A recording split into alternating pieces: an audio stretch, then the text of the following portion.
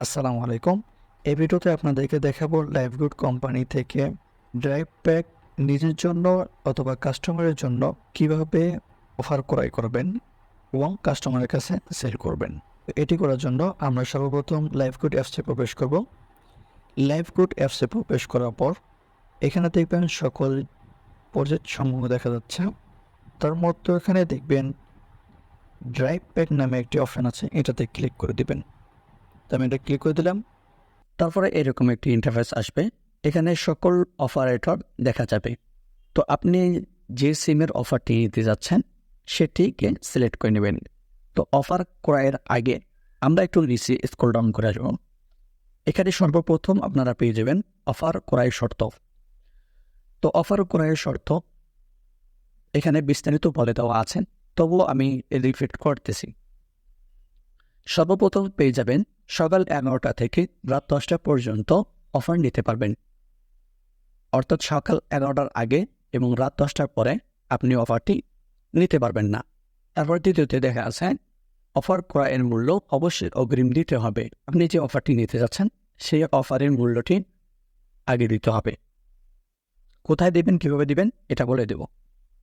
তারপর লেখা আছে অবশ্যই অফার প্রাইস এটি দিতে হবে, এর বেশি টাকা অথবা কম টাকা অবশ্যই দিবেন না। তো এটা অফার প্রাইস কোথায় আছে এটা আমি দেখাই দিব।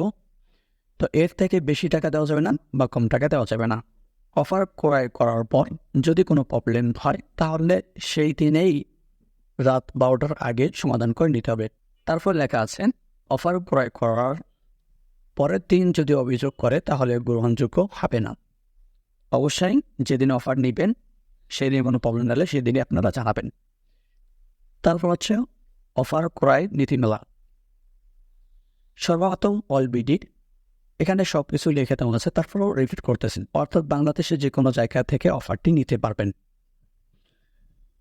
এবং অন্যান্য দেশ থেকে যদি নিতে চান তাহলে এটি আপনারা পারবেন না, শুধু বাংলাদেশ থেকে নিতে হবে।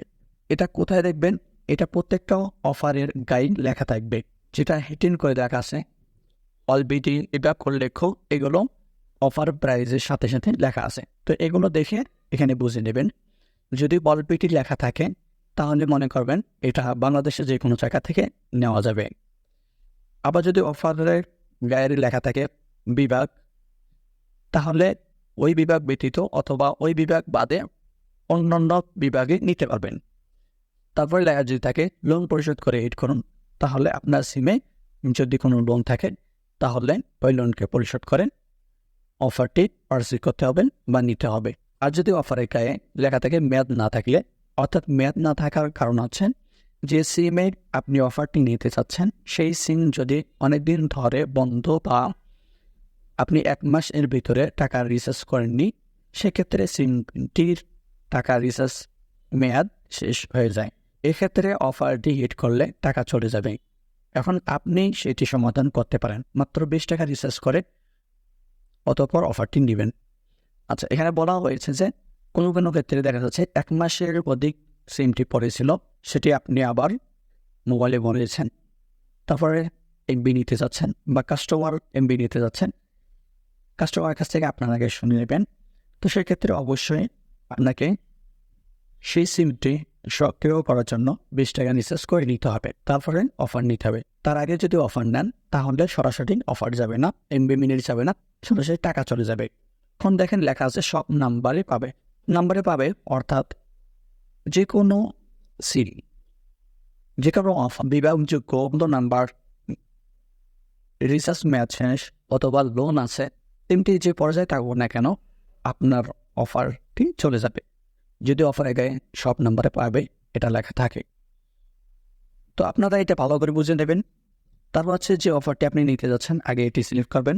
তো আমি রবির একটি অফার নিতে যাচ্ছি, তো রবির সিমে আমি ক্লিক করলাম, রবি অফার দেখুন, এটা ক্লিক করলাম। ক্লিক করার পর এখানে অফারগুলো আপনারা দেখতে পারবেন। তো অফার প্রাইস কোনটি, এখানে 3টি প্রাইস দেওয়া আছে, একটি অফারে 3টি প্রাইস দেওয়া আছে। এখানে দেখেন অফারে সব কিছু লেখা আছে। এখানে দেখেন লোন পরিশোধ করে হিট করুন, যেটা লোন পরিশোধ করে হিট করুন ওটাও দেখাইলাম, যে লোন পরিশোধ করে তারপর হিট করতে হবে। এখানে সব কিছু লেখা থাকবে অফারের সাথে সাথে। এখানে দেখবেন 3টি প্রাইস দেওয়া আছে, এটি হচ্ছে রেগুলার প্রাইস, এটি হচ্ছে কমিশন, আরেকটা হচ্ছে অফার প্রাইস। রেগুলার প্রাইস কি? রেগুলার প্রাইস হচ্ছে সাধারণত দোকানে আমরা যে মূল্যে অফারে কিনে থাকি সেটি হচ্ছে রেগুলার প্রাইস। অফারটি যদি নিতে চান দোকানের কাছ থেকে তাহলে 490 টাকা দিয়ে নিতে হবে। 490 টাকা দিয়ে 25 জিবি এবং 300 মিনিট, এটা হচ্ছে রেগুলার প্রাইস। এখন আমাদের অ্যাপস থেকে নিতে গেলে আপনাকে 490 টাকা থেকে কমিশন 80 টাকা দেওয়া হবে। অর্থাৎ দোকান থেকে না কিনে আমাদের এখান থেকে কিনলে আপনি 80 টাকা কী পাচ্ছেন? ছাড় পাচ্ছেন। 3 টাকা ছাড় পেলে আপনি 410 টাকায় অফারটি পেয়ে যাচ্ছেন। তাহলে কোম্পানি থেকে নিতে গেলে আপনাকে অফার প্রাইস 410 টাকা দিয়ে নিতে হবে। মাঝখানে আপনার কমিশন থেকে গেল 80 টাকা। এই 80 টাকা আপনাকে দিতে হবে না, এটা আপনার কাছেই থেকে যাবেন। আপনি জাস্ট 410 টাকা দিয়ে দিলে অফারটি দিতে হবে।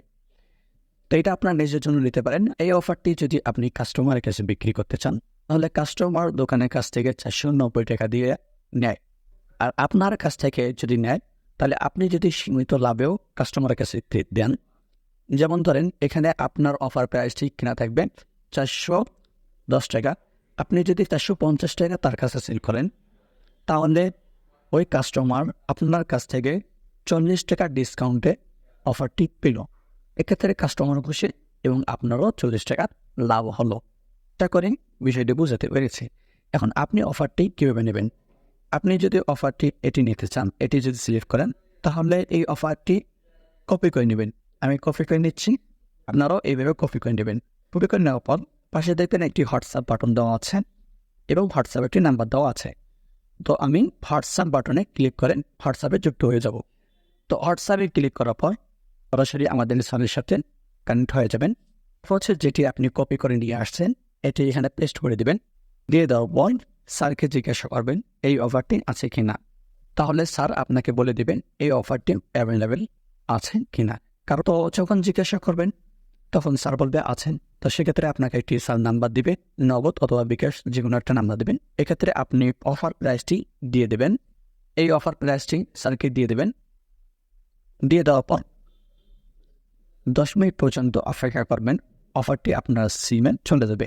কারণ হচ্ছে একটি অফার সিমে যেতেন বা দিতে সিরিয়াল অনুযায়ী 10 মিনিট পরে যায়।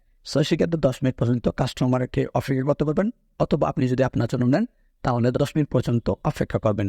আশা করি এই অফারের সকল তথ্য নিতে পেরেছি। আজকের ভিডিওটি এই পর্যন্ত। আসসালামু আলাইকুম ওয়া রাহমাতুল্লাহ।